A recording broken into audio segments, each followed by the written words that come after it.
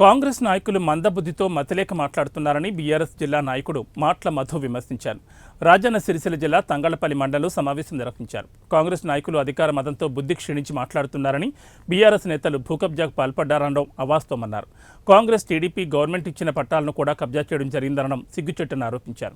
పని కట్టుకుని కేటీఆర్ను బద్నాం చేసే కుట్ర చేస్తున్నారని, కాంగ్రెస్ నేతలకు కూడా భూములున్నాయని, అందరి చిట్ట అతి త్వరలో బయటపెడతామని హెచ్చరించారు.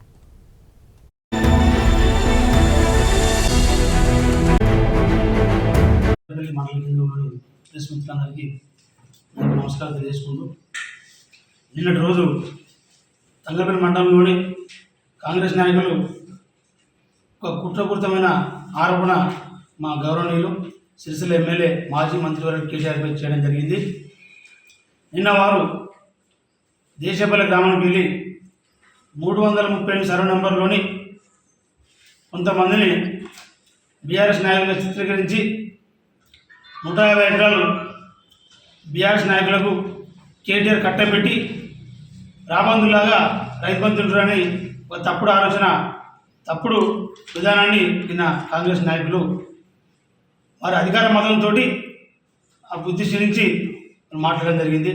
వాళ్ళు ఏం మాట్లాడుతారో వాళ్ళకి అర్థమవుతలేదు. వాళ్ళు ఏమనుకుంటున్నారంటే వాళ్ళు దేవునికి పుట్టిన బిడ్డలాగా వాళ్ళు ఏం మాట్లాడితే నిజమని వాళ్ళు అనుకుంటా ఉన్నారు. ప్రతిపక్షంలో ఉన్నప్పుడు అదే మాట, ఇప్పుడు అంతకంటే ఎక్కువ డబుల్గా బ్లాక్మెయిల్ రాజకీయాలు, అదేవిధంగా ఇష్టమైన రీతిలో కాన్స్టిట్యూన్సీలో వారి ముఖ్య నాయకుడు కేకే మహేందర్ రెడ్డి గారు దండుపాలెంగా మార్చి మండలంలోని పశువుల పర్వం, అదేవిధంగా రేషన్ డీలర్ల నుంచి మొదలుకుంటే ఈ భూముల విషయాలు కూడా అలా విధంగా కొనసాగుతూ ఉంది.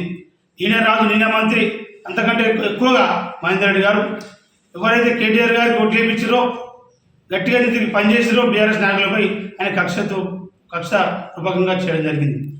ఎందుకంటే అతను పోటీ చేసేది 4 సార్లు ఓడిపోయిన నాయకుడే.